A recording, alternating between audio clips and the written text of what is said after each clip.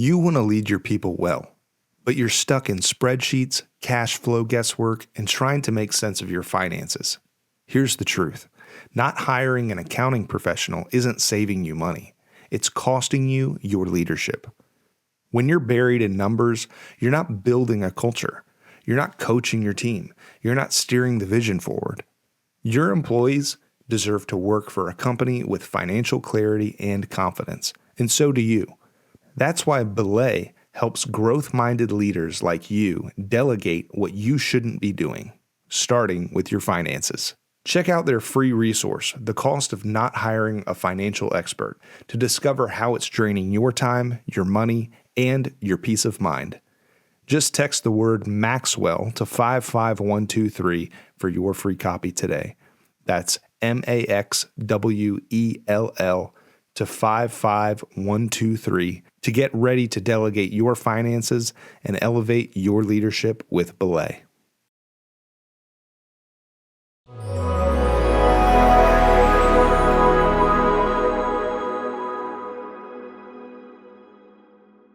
Hey, welcome everybody to another episode of Maxwell Leadership Podcast. I'm so excited today because I'm going to be adding value to you by giving you a lesson from John. And then Chris, you and I are going to start talking about how to multiply value and how we apply it. How you doing, man? Yeah, I'm doing great. I'm doing great. Hey, so tell me something really quick. So by the way, just over a few days ago, about a month ago, we had a birthday. Yeah, we did. So I'm fitting that in right there, just so you know. 46. Look at that. He corrected that. That 1 year is a big difference maker. It is. Written a book this year, this correct. past year. Yeah, it's past 90 days. I'm telling you, how's the book going? Oh, man, so far so good. I mean, we've sold thousands of books up until this point. I mean, it's really been incredible. Just hearing the feedback from people that have read the book, the first couple chapters, has really just been amazing. And so to see that impact and see the reach that it's going to have beyond my time, I'm just truly, truly excited and blessed to be able to do that. So we're talking today about intentional living. I'll set up John's lesson in just a moment, but what role did intentionality play in writing that book? And I'm talking about go back 15 years ago when we were creating these stories. Did you have intentionality then in crafting your story so that you could one day tell it? No, not to that degree, especially 15 years ago. It wasn't even on the radar. In fact, it wasn't on the radar a year ago when I walked in the room to actually go in with a group of people that were talking about writing books. But as I look back at this book and the elements that came into it, everything's been highly intentional and it's been highly architected. And this book really is an intentional guide to help you break those chains of areas of complacency, lukewarmness, places that have been average in your life. And so it really does kick into gear, but it takes intentionality to do it. If you're new to the podcast, I've had Chris on this podcast talking about his book. In fact, Jake, let's put the book, that podcast that we did, Chris and I, in the show notes, and you can go listen to more about the book in there. But you want to go get that, From Drift to Drive by Chris Robinson. You'll love it. Speaking of books, John Maxwell wrote a book several years ago called Intentional Living. If you ask him today, John, what's the best book that describes you? And he'll say it's Intentional Living. And then he'll say, if you ask him, what's the book you wrote the most that you thought would do better than any others that didn't? He would say Intentional Living. And this is truly his best book. And he's like, it didn't even do what I thought that it would do, which, by the way, he's got like 14 million copy sellers. The book's still done quite well. Right, But last week in our podcast on Discipline Keeps You Growing, if you're brand spanking new to our podcast, you may not have heard that last week, or maybe you just skipped last week. You were on vacation or something. We did a podcast, Chris and I did a podcast about Discipline Keeps You Growing, and right out of the gates was this idea about the power of intentionality as it relates to discipline. So this week, what I thought we would do, we'd go a little deeper in intentional living. And so we've got a lesson from John. You're going to love it. You're going to spend about 5 to 7 minutes with John. And then Chris and I are going to come back and talk a little bit deeper about intentional living, how to embrace intentional living. Grab a pen. Grab some paper. By the way, if you want to watch this podcast on YouTube, or if you want to download our bonus resource, you can go to maxwellpodcast.com/intentional living. Here is John Maxwell.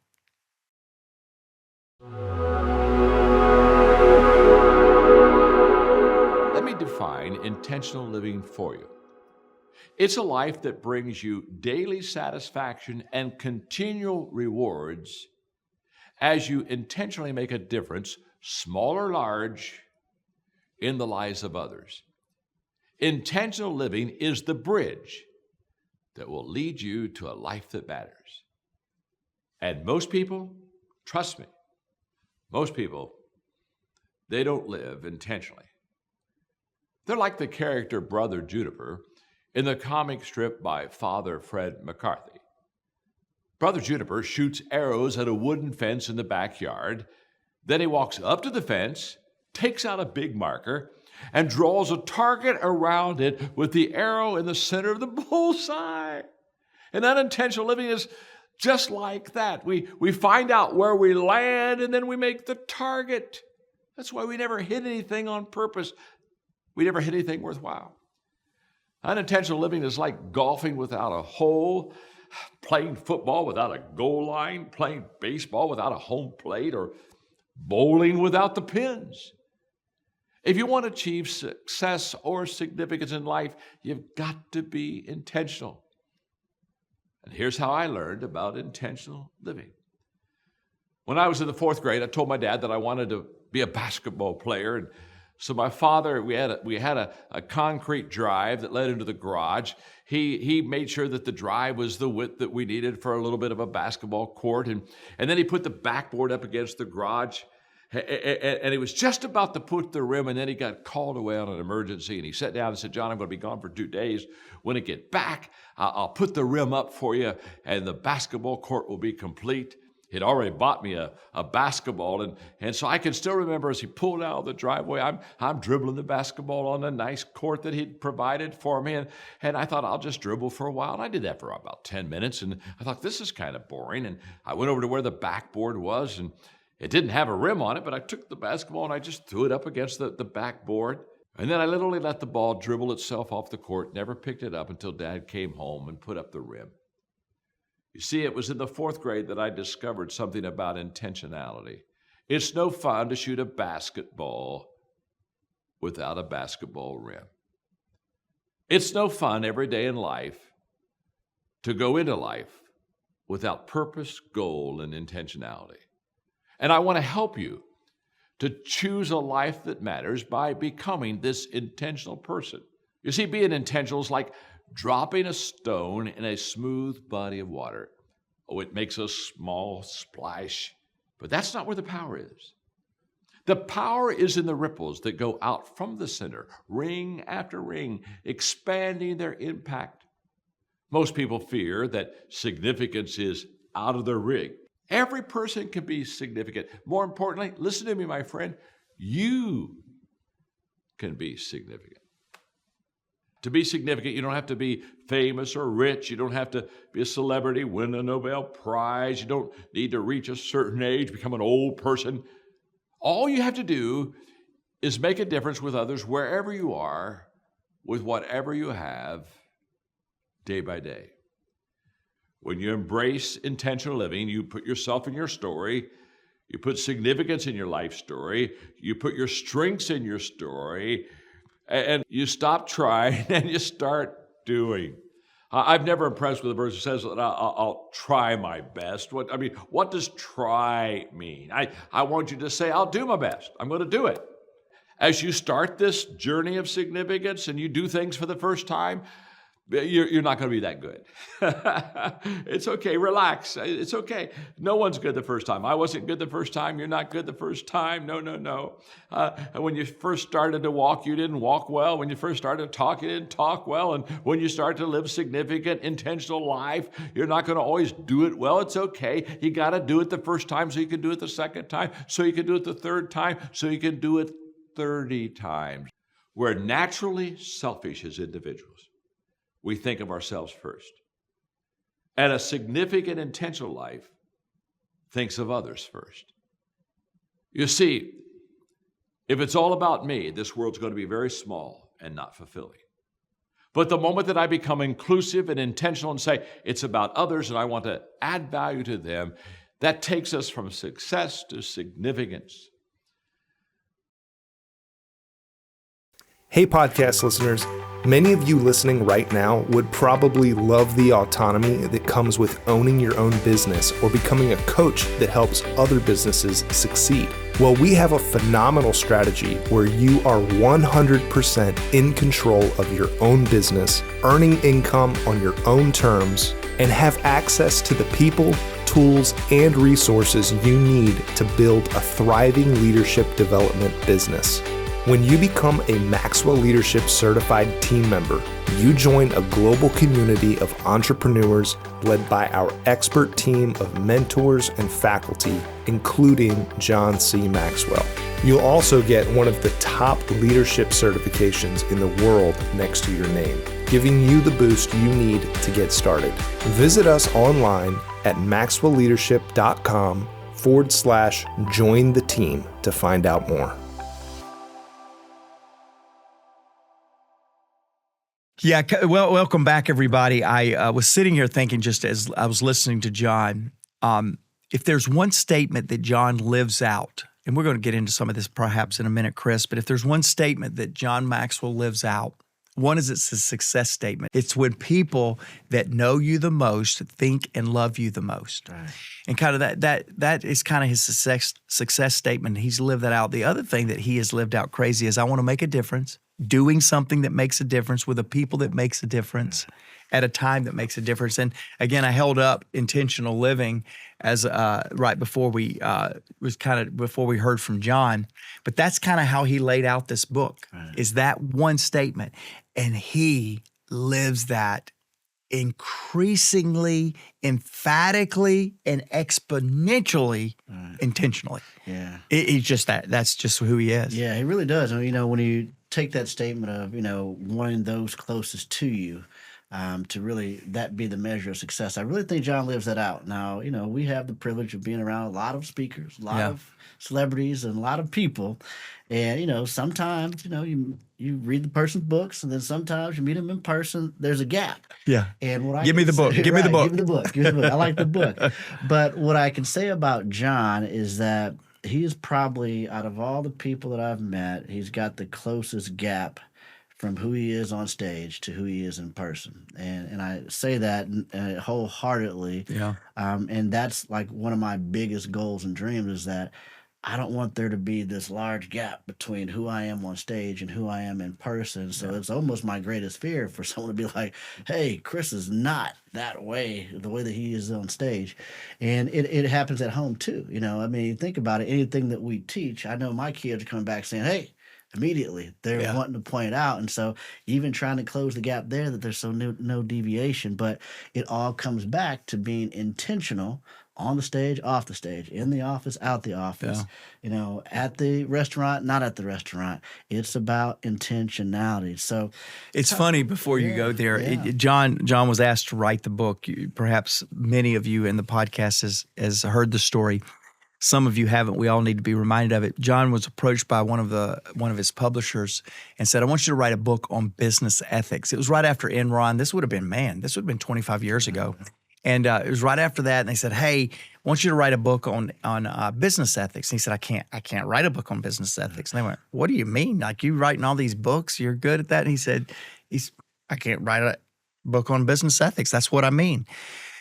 They dug on in, and what John's real point was, there's no such thing as business ethics. There's just ethics. Right. And if you have them, they work at home. If you have them, they work in business. If you don't have them, you can't say a code of conduct for business ethics with no personal ethics and live that up. It's the same thing with intentional living. What you just said there is John truly has made a decision that if he's going to live, or he's going to lead, or he's going to learn, it's all going to be with intentionality. And so there can be no living effectively without intention. Right. There can be no leading effectively without intention.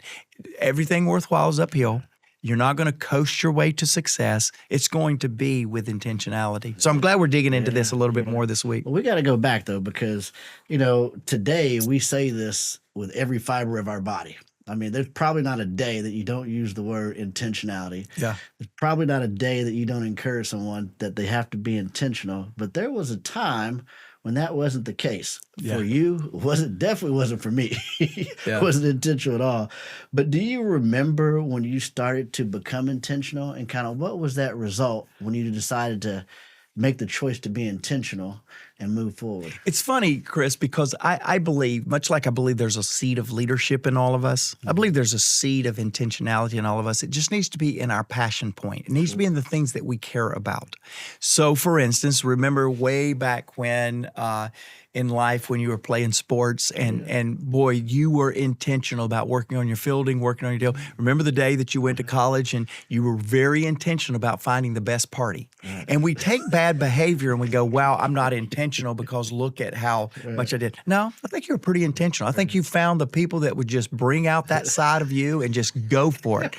I really do. So let me go back to that and say, okay, so when did I recognize intentionality in me? And it was 5 years old. I can remember to this day knowing, you've heard me tell the story, baby of 5, and I loved waking up in the morning and saying, what can I convince my entire family of 7 to do today because of my influence? Most of the time it was around what we were going to eat. So I'd wake up in the morning thinking about what I wanted to eat for dinner, and then I'd spend all day intentionally getting the family to agree with me. I loved it. I tell people all the time, when I was 5 years old, I loved telling people what to do, but what I loved more is when they did it. It was like touchdown, everything. So I had great intentionality. Now, let me tell you this. On being bigger on the inside than the outside, I didn't get intentional with that until 30. Wow. Now, I read the book, Developing the Leader Within You, as my first John Maxwell book when I was 18, given to me by my brother-in-law. Read the book, loved the book. It gave me permission to lead, and I spent the next 12 years building my reputation as a leader rather than building my internal character as a leader. Wow. No intentionality on building me, the leader, all kind of intentionality in building my reputation with others as a leader. Wow. So at 30, I got very serious about what I think is the biggest leadership decision any of us can make, and that is effectively leading ourselves. Right. And when you can put intentionality around leading yourself, this whole statement, I want to make a difference, I want to make a difference with people, doing something at a time, that whole concept becomes so much more effective when it's built on a foundation of good internal leadership. So I can tell you I was not intentional for 30 years on being a better leader. I was intentional on being perceived as a good leader, Right. but there's a big difference. Yeah. And so that was a moment where intentionality took over for me. Wow, that's a big, big difference. Now, when it comes to intentionality and when people are now, they may be at the cusp of making this decision now of, you know what, I do need to be intentional. They hear it all the time. But then they kind of treat it like a lottery, Yeah. you know? Yeah, exactly. And try to treat it like a lottery. And I was intentional. I added value to this person. They don't add value back to me. And there's not this even exchange. So you know what? I'm just going to not do that. Have you ever experienced the lottery mentality when it comes to intentionality and adding value to people? Yeah, and I think a lot of times that whole concept of, I love the lottery idea. That's funny to me.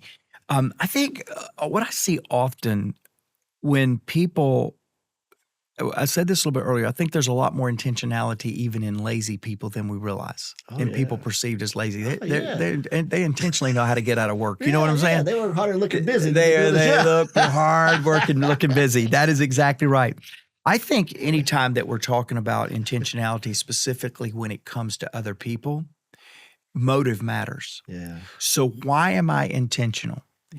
What is driving my intentionality? And I think in that motive question, there's really kind of two pathways. There's the manipulation pathway and the motivation pathway. Right. I'm intentional when I walk into a room. I'm intentional because I'm trying to manipulate you to my agenda, or I'm trying to motivate you to the greatness that's within you. And so I have found that leaders that have great intentionality may be more regular or more accessible than you think. But why are they intentional? What are they driving at is a question that I ask every leader. Hey, why? Give me context. Why are you wanting that? What are you after? And in that why, a lot of times you can find whether it's a motivation or a manipulation. Right. Wow. I love that. when it comes to John, you've seen him be intentional, and you obviously he wrote a whole book about it. But give me a scenario where you've seen John be intentional that isn't talked about or isn't read about inside a book, because you get to see that. You got that I proximity. do. John carries around with him, very blessed. He carries around a wad of bills to be able to hand out.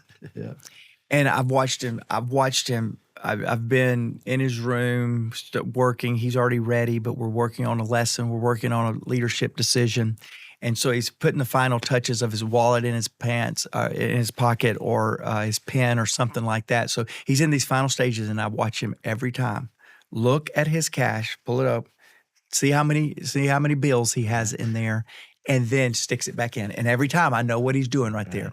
Somewhere today, I'm going to be able to impact somebody that will not be able to ever even know who I am, so they can't return it. Right. Because he believes that true generosity is when you can give it with no anticipation, no possibility of a return. I'll never forget, it was, it would have been 20 years ago.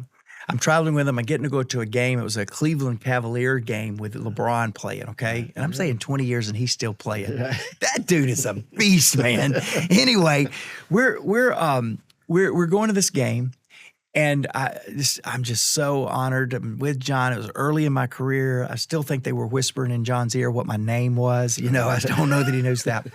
And so I'm kind of trailing behind and just kind of watching and all this kind of stuff. And I watched John walk by a street performer playing a guitar. Guy was not that good. He had to have been out there almost as asking for tokens of appreciation, not be impressed with my performance, okay? This was not a street performer making a lot of money. This was somebody with a guitar hoping that would pull on a heartstring. And so he was there. I watched John reach in his pocket. I didn't know then what I know now. I watched John reach in his pocket, pull something out, and put it in the little guitar case. And all of a sudden, this guy started screaming, "Sir, sir, sir, sir, sir." Came and hugged him and told us the story of what he needed that $100 for, and it grabbed heartstrings. John immediately, he didn't do it for show. I've seen him do it 100 times since then. Nobody ever noticed. The guy never even noticed that he put a big bill in his case. This time, the guy just blew away, told the story, came running after John and grabbed him and just said, "Thank you. This is what this means for me and my family tonight and what's going on with my little kid that needs some doctor care." Blew us all away. John looked at every one of us and said, "How much money do you have in your pocket? Get it out and give it." We all emptied our pockets that night. Wow. The guy walked away with $2,700 all for John doing that. Here's the reason I chose to tell you that story to your question. John does things like that all the time, gives intentionally without getting. But he takes it to the next level. When you give, somebody comes running after him and thanks him. Let me tell you something. If you got money in your pocket, you better get it out because you're going to cough it up. So now, all of us that travel with John, we just put little small bills in our pocket. No, I'm just kidding. I'm kidding. We don't do that. Oh, man. I love it. Nothing but ones. That's right. It's a bunch of ones. It's thick, though. It's thick. I love it. What a great example. Yeah. And I've seen John do that as well. I remember we went to go play golf, a couple years ago, and saw John casually walking over to the greenskeepers, which nobody does on the golf course. The greenskeepers, they're to pause, when players are coming up. They're not to be seen. They're to do their service and go on. But John walked up to each and every single one of them, said hello, shook their hands, and was reaching in his pocket, handing cash to them. Yeah. And that has always stuck with me. I can visually see it right now. And I remember asking him about that, and he was like, "Nobody sees them." Yeah. And he goes, "Everybody tips the people inside the clubhouse, the cart guys, the caddies." Yep. He says, "But nobody tips them." And he goes, "Man, that's a lot more fun." That's what he says. Yep. It's a lot more fun doing that because it's not expected, and it's not going to give in return. It's not because of good service. It's because of all you do behind the scenes that nobody ever gets to appreciate. Yeah. I want to ask you about somebody outside of John as well, too, but I've got a good friend. He's a team member, Dexter Godfrey. Now, Dexter Godfrey, I met at my very first IMC when I got certified with the team back in 2011. I mean, this guy was one of the guys that got pulled out of the crowd to go speak on stage, and he killed the stage. I said, "Man, I gotta know this guy. I gotta know this guy." And we connected. We ended up becoming great friends and roommates. And I remember one time walking into the room, and his suitcase had fell open, and then it just boom. There was this mess everywhere, and I was like, "What is that?" Well, what it was, Mark, was he had, I mean, it had to be 75 individual cards with envelopes that had just flew all over the room. Wow. And I said, "Well, what do you do that for?" He's like, "Well," he goes, "this is how I connect with people." He says, "What I'll do is after each of my conversations throughout the day, I'll take down their names." He goes, "Tonight, I'll write down an individual card to each one of them, just telling them great to meet them, etc." So he's taking names all day long where he's having meaningful conversations. But then at night, he's spending the time writing out these cards, but he doesn't stop there. Now, in addition to not only purchasing the card with the envelope, he's got a stack of $5 Starbucks gift cards Wow. that he's put inside these cards. I've seen him do this for years, but it was truly a choice, and he's not looking for anything in return. The motive is simply, I want to add value to people. I want to connect with people, and he's not looking for somebody to give him well, you gave me a $5 gift card. Let me give you a $5 gift card back. It's just simply a way of adding value to people, and his intentionality with that is I haven't seen anything like it. Just That's amazing. incredible. You know, you reminded me of a story, somebody else that's been on this podcast multiple times, Jeff Henderson. Oh yeah. Jeff is one of the most intentional people with a kind word and a note or a text. And I don't know what his discipline is. He's never told me, but I'll tell you he's got one because everybody I know around him has been impacted by some kind word or some text that he puts out there to let people know. Let people know that he appreciates them. My mind started drifting because I was trying to remember where this was. I was just in a convention not too long ago, and they said that the art of a mailed card is coming back because we're in this digital age. Right, yeah. And they said the significance of taking time and writing somebody a note and going to the post office and dropping it in and letting people get that is on the comeback as big, meaningful ways to tell somebody you appreciate them. Yeah. And I went, wow. So here's our homework assignment today. We're not even done yet, Chris, but here's our homework assignment today, podcast family. I'm going to really challenge you to find somebody this week to write a handwritten note that you need to slip in the mail. Because take a lesson from Dexter. Take a lesson from Jeff Henderson. There are ways that we can become intentional, and that intentionality will make a difference in the people's lives. Yeah, indeed. Well, man, that was a lot of content here today, talking about intentionality. I love this topic. We talk about it. We live in this Maxwell bubble where we talk about intentionality. But listeners, if you're out there today, what areas of your life do you need to become more intentional about? What relationships do you need to become more intentional about? What areas of action do you need to become more intentional about? Ask yourself these questions today to help you get moving in the direction that you want to go. Life is better on the other side of intentionality. There's no doubt. When we were talking, I pulled this book out just before the podcast as John was talking. And what John says right here at the very end, he's given the whole, I want to make a difference, do something with people at a time that makes a difference. And then right at the end, in the epilogue, he talks about tell your story. Make an intentional act to tell your story. One of my favorite things to do with John when we're out with guests is to anticipate the question he's going to ask at dinner. Yeah. Always has a question. Yep. Always wants to tell something. The other night we were in Chicago, and he brought a question. And the table was very scattered. I'm not going to call names. Some of you are podcast listeners, listen to the podcast. You know it was you. But there was scattered. He couldn't get the table to corral. And so the more he kept asking this question, and one person would answer, and then there would be a 10-minute tangent before we could get to the second person. Right. So finally, John just said, I give up. You guys are not going to play along with me and my question tonight. I can see that. The two people that were most distracting left the table. And John said, I really asked that question because tonight I wanted to answer it. And we said, well, answer the question. And so he gave us the answer. It's a funny long story, but here's my point. It was a part of John's story that was really meaningful, very powerful to him. As we go into intentional living, as we go into this concept of embracing an intentional lifestyle, make it a part of your story, but in that story, make sure that it's impacting others, that it's doing something for the lives of others. Choose a life that matters so that it will matter to others. We had a great question here from Nigeria. In fact, the episode that we're referencing is Significance and Selfishness, and that's going to be a podcast reference that's there. And then our friend Dominic asked a question from the podcast, What You Focus On Expands, Part 2. Dominic says, greetings from Nigeria. I'm proudly one of your podcast students.